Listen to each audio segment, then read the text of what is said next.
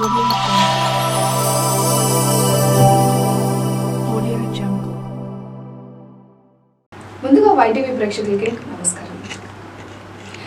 ఈరోజు మీ ముందుకు తీసుకువస్తున్న అంశం భూసేకరణ చట్టం 2013. దీనిని మనం LFCRR LA యాక్ట్ 2013 అంటే ల్యాండ్ అక్విజిషన్ రీహాబిలిటేషన్ మరియు రీసెటిల్మెంట్ యాక్ట్ 2013 అని కూడా అంటాము. ఈ యాక్ట్కి సంబంధించిన బిల్లు మొట్టమొదటిసారిగా సెప్టెంబర్ 7, 2011 లోక్సభలో ప్రవేశపెట్టడం జరిగింది. 2011లో ప్రవేశపెట్టినప్పటికీ అది ఆగస్టు 29, 2013 లోక్సభలో, అదేవిధంగా సెప్టెంబర్ 4, 2013 రాజ్యసభలో ఆమోదం పొంది సెప్టెంబర్ 27, 2013 రాష్ట్రపతి ఆమోదం ముద్రపడి యాక్ట్గా రూపొంది జనవరి 1, 2014 నుండి అమలులోకి వచ్చింది. డిసెంబర్ 2014 సంవత్సరంలో భూసేకరణ అధికారి శాసనం జారీ చేయబడింది. ఈ భూసేకరణ చట్టం గురించి మరిన్ని వివరాలు తెలియజేయడానికి ప్రముఖ హైకోర్టు న్యాయవాది పి. నరసింహులు గారు మన స్టూడియోకి విచ్చేసి ఉన్నారు. సార్తో మాట్లాడి మరికొన్ని విషయాలు తెలుసుకుందాము. నమస్తే సార్. నమస్తే అండి. వైటీవీ ప్రేక్షకుల తరపు నుంచి మా తరపు నుంచి మీకు వెల్కమ్ సార్. Thank you. ముందుగా వైటీవీ ప్రేక్షకులకు కృతజ్ఞతలు తెలియజేస్తూ ఈరోజు మన ముందున్న అంశము భూసేకరణ చట్టం. ఈ భూసేకరణ చట్టం గురించి ప్రజలకు మరియు మన ప్రేక్షకులకు రకరకాలుగా ఉన్నటువంటి అపోహలు, దాని మీద ఉన్నటువంటి వారికి ఉన్నటువంటి సందేహాలు నివృత్తి కోసం ఈ కార్యక్రమము మనము వైటీవీ ఛానల్ ద్వారా మీకు ఈ కార్యక్రమాన్ని మీ ముందుకు తీసుకురావడం జరుగుతుంది. సార్, అసలు ఈ నూతన భూసేకరణ చట్టం ఎప్పుడు అమల్లోకి వచ్చింది? దానికి ఏదైనా ముఖ్య కారణం ఉందా? ఎస్ మేడం, చాలా చక్కటి క్వశ్చన్ అడిగారు. భూసేకరణ చట్టం ఇది మొట్టమొదటిసారిగా బ్రిటిష్ వారు 1894 సంవత్సరంలో చట్టాన్ని రూపుదాల్చడం జరిగినది.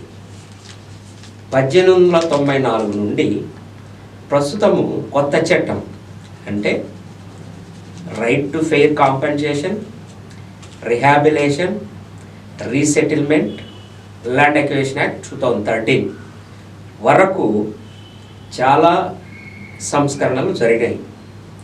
కానీ పాత చట్టంలో ఉన్నటువంటి లోపాలు మరియు భూమి కోల్పోయినటువంటి రైతులకు, నిర్వాసితులకు చట్ట ప్రకారం అందాల్సినటువంటి నష్టపరిహారం సక్రమంగా అమలు చేయాలనే ఉద్దేశంతో మన కేంద్ర ప్రభుత్వము పలు దఫాలుగా దీని మీద కమిటీలు వేసి ఒక చట్టాన్ని కొత్తగా రూపుదాల్చడం జరిగినది.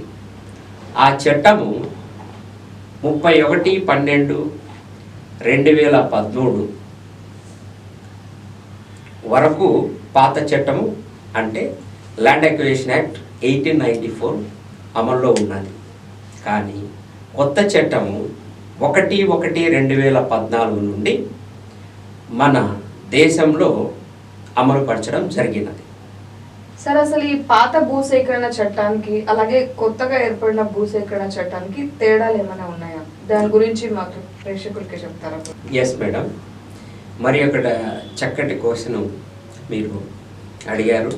వైటీవీ ప్రేక్షకులకు అత్యంత ఉపయోగకరమైనటువంటి ప్రశ్న మీరు అడిగినారు. దానికి ఆన్సర్ ఏంటంటే పాత భూసేకరణ చట్టానికి కొత్త భూసేకరణ చట్టానికి చాలా వ్యత్యాసం ఉన్నది. నష్టపరిహారం నిర్ధారించడంలో కానీ, దానికి మల్టిప్లికేషన్, అంతకుముందు ఈ మల్టిప్లికేషన్ మెథడ్ అనేది పాత చట్టంలో లేదు. కానీ మన కేంద్ర ప్రభుత్వం భూ నిర్వాసుల యొక్క బాధలు, వాళ్ళు కోల్పోయినటువంటి భూములకు సరైనటువంటి నష్టపరిహారం అందించాలనే నిర్దేశంతో మంచి సంస్కరణల ద్వారా కొత్త చట్టాన్ని రూపొందించడం జరిగినది. దానివల్ల ప్రతి ఒక్క రైతు చట్ట ప్రకారం రావాల్సినటువంటి నష్టపరిహారం ఏదైతే ఉందో దాన్ని ఒక ప్రాతిపదిక మీద నిర్ధారించి ఒక గణాంకాల ద్వారా దాన్ని తీసుకొని వచ్చి చివరిలో 1.25 నుంచి 2.00గా మల్టిప్లై చేసి తర్వాత ఆ రైతుకు రావాల్సినటువంటి చట్ట ప్రకారం రావాల్సినటువంటి బెనిఫిట్స్ ఏవైతే ఉన్నాయో అవన్నీ దానికి కలిపి ఒక లంసంగా నిర్ధారించడం జరుగుతుంది. పాత చట్టంలో ఈ మల్టిప్లికేషన్ మెథడ్ కానీ తర్వాత నిర్ధారణ విషయంలో తీసుకోవాల్సినటువంటి అంశాలు కానీ కూలంకుషంగా ఎక్కడే కానీ పొందుపరచలేదు.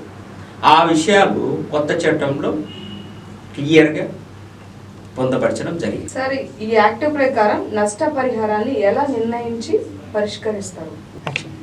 ఎస్, ఈ కొత్త చట్టం యాక్ట్ 2013 ప్రకారము ల్యాండ్ అక్విజిషన్ అథారిటీ వ్యవసాయ భూములకు మరియు ప్రభుత్వం ద్వారా మంజూరు చేసినటువంటి భూములకు నష్టపరిహారాన్ని ఎట్లా నిర్ధారించాలనేది చట్టంలో కూలంకుషంగా విపులీకరించడం జరిగినది. మన యాక్ట్ 2013 ప్రకారము ఏదైతే ప్రభుత్వం వారు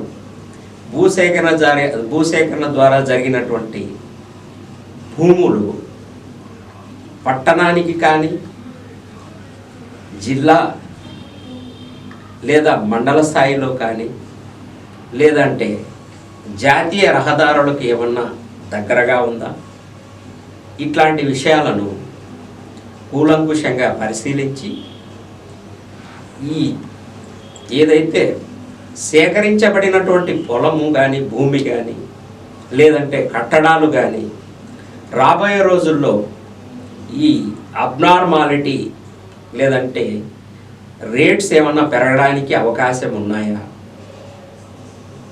నిర్ధారించుకొని ఆ సంవత్సరం నుండి 3 సంవత్సరములకు వెనక్కి వెళ్ళి హైయెస్ట్ రిజిస్ట్రేషన్ డాక్యుమెంట్స్ని పరిగణలోకి తీసుకొని వాటి ద్వారా ఒక నిర్ధారణకు వచ్చి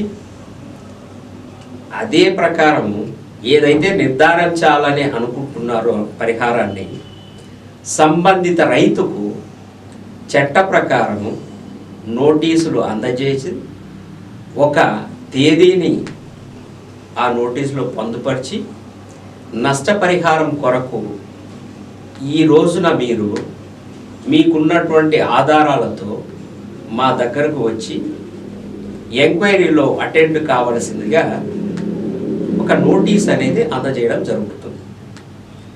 ఆ నోటీసు ద్వారా ఆ నోటీసును తీసుకున్న తర్వాత సదరు నిర్వాసితుడు తన దగ్గర ఉన్నటువంటి ఆధారాలు మరియు తన ప్రాంతం ఏదైతే తన ప్రభుత్వం ఆక్యుపై చేసిందో ఆ పొలము రాబోయే రోజుల్లో మంచి ధర పలకడానికి అవకాశం ఉందా, ఉంటే దానికి సంబంధించిన ఆధారాలతో ల్యాండ్ అక్విజిషన్ అధికారికి రాతపూర్వకంగా తెలియజేయాలి. అంతేకాకుండా సంబంధిత పొలములో ఏవైనా కట్టడములు కానీ ఏదన్నా కానీ కన్స్ట్రక్షన్స్ కానీ స్ట్రక్చర్స్ కానీ చెట్లు కానీ అంటే ఫల సహాయం కింద అంటే జామ చెట్లు కానీ టేకు చెట్లు కానీ టెంకాయ చెట్లు కానీ జామ చెట్లు కానీ బత్తాయి చెట్లు కానీ ఇట్లా ఏవైనా చెట్లు ఉంటే ఆ చెట్లకు కూడా ల్యాండ్ అక్విజిషన్ అథారిటీ ఒక రేషియో బేస్ చేసుకొని ఒక నష్టపరిహారాన్ని అందించడం జరుగుతుంది. ఒక ఉదాహరణకు ఒక మామిడి చెట్టు అనుకుందాం.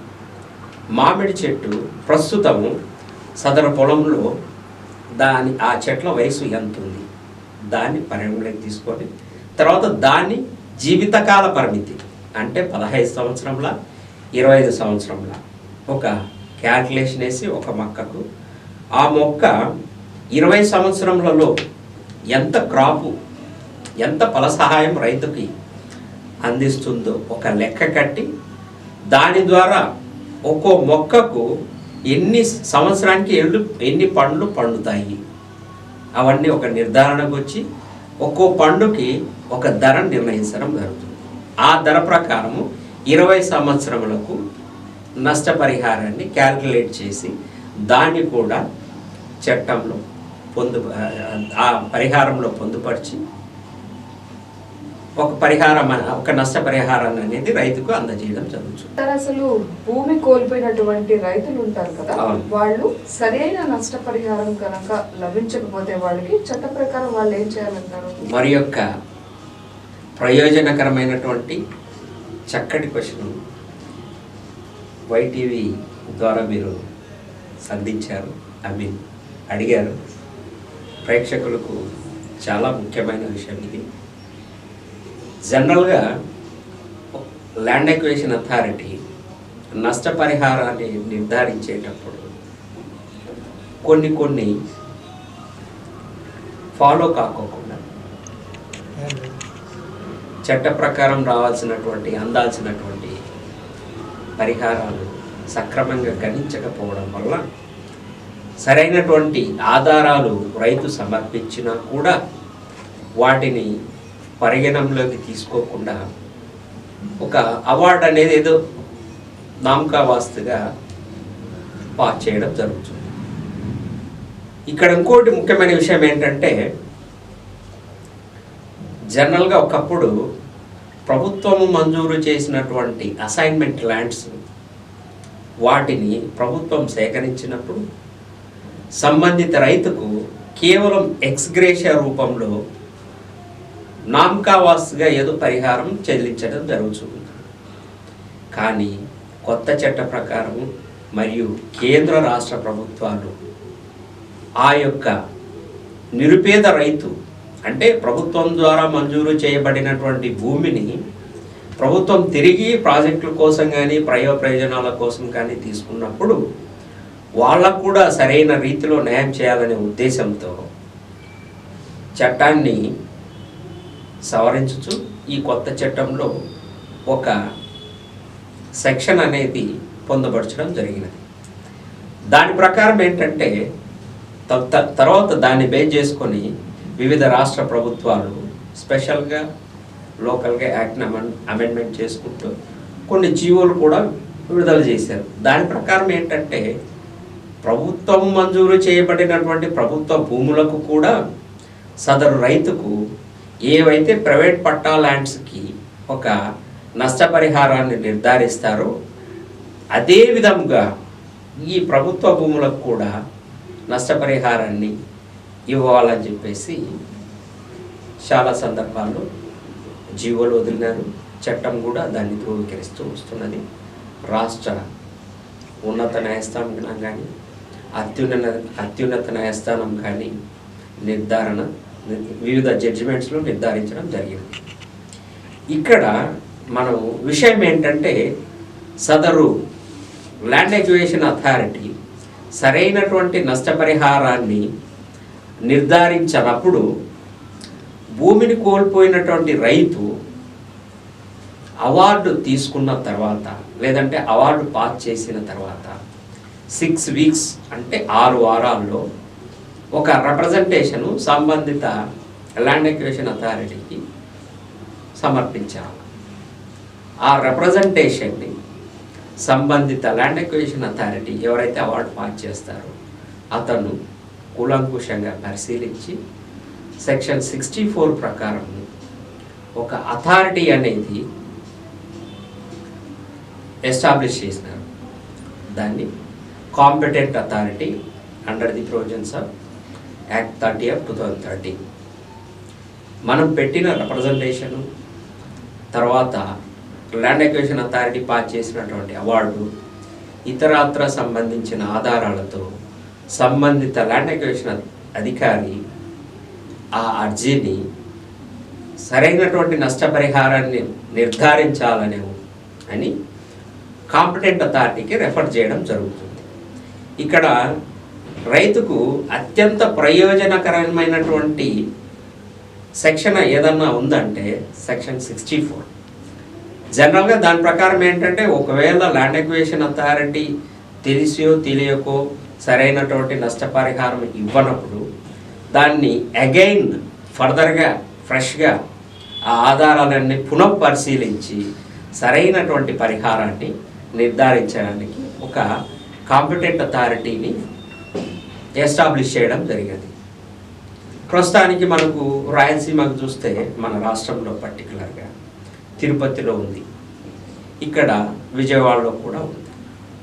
ఇక్కడ వాళ్ళ పరిధిలోనికి సంబంధించినటువంటి ల్యాండ్ అక్విజిషన్ కేసులు రెఫర్ అయినప్పుడు వాళ్ళు ఒక ప్రొసీజర్, లెంతీ ప్రొసీజర్ ఫాలో అయ్యి ఆ అథారిటీ జడ్జిలు పునఃపరిశీలించి సరైనటువంటి పరిహారాన్ని నిర్ధారించి ఒక జడ్జిమెంట్ అనేది పాస్ చేస్తారు. సార్, అసలు ఈ కాంపిటెంట్ అథారిటీ దగ్గర కూడా ఒక రైతుకి సరి అయిన న్యాయం అనేది జరగకపోతే అసలు లీగల్గా ఏం చేయాలంటారు?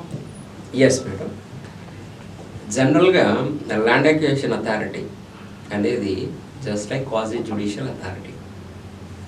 So then pure judicial authority అంటే దాని జస్ట్ లైక్ ఒక అప్పీల్ పాత్ర చట్ట ప్రకారం కాంపిటెంట్ అథారిటీ.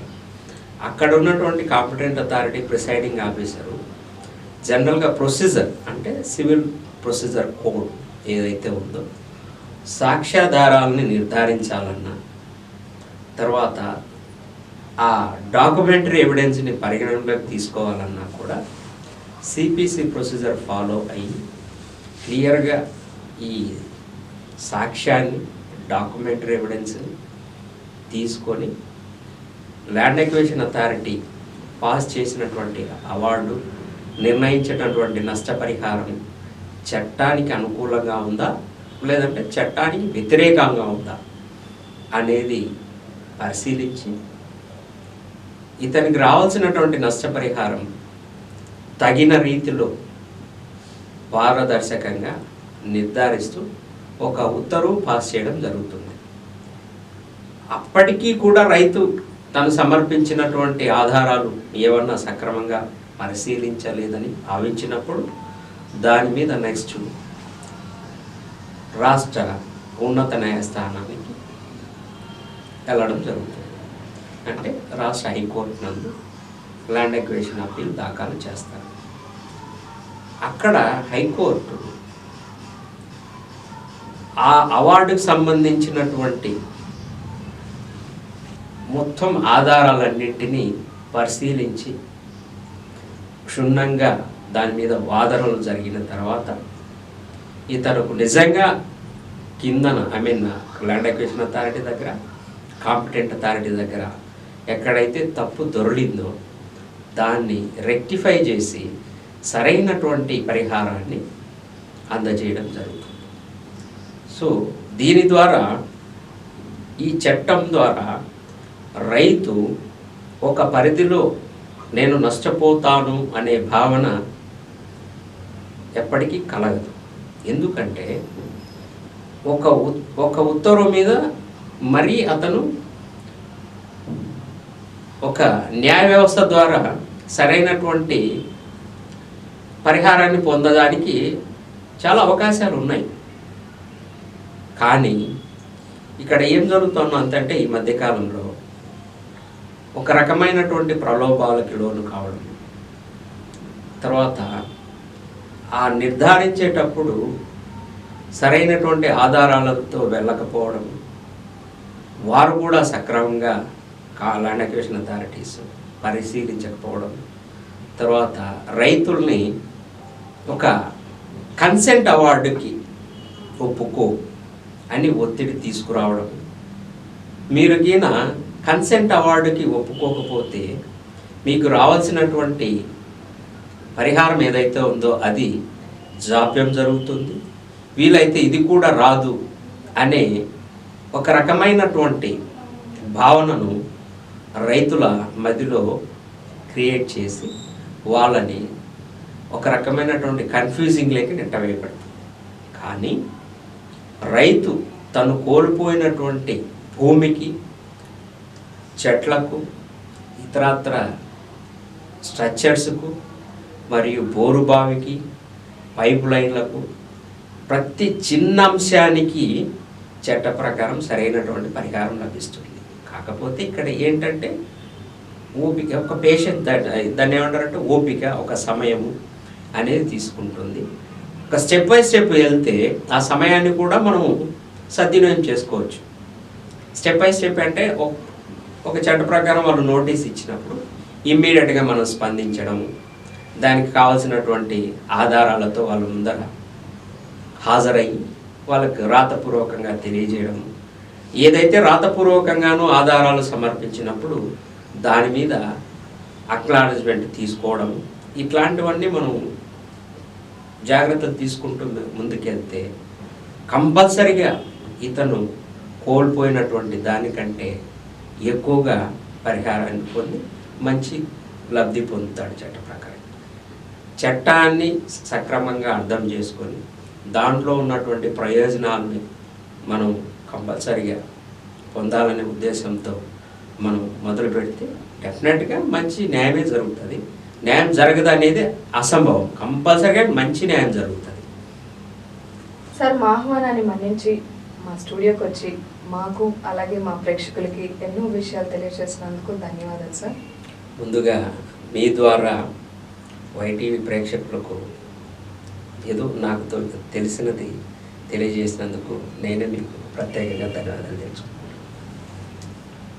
చూశారు కదండి, ఇది ఈరోజు కార్యక్రమం. తిరిగి మరొక కార్యక్రమంలో మరొక ప్రముఖ వ్యక్తితో మళ్ళీ కలుద్దాం. అంతవరకు సెలవు, నమస్కారం.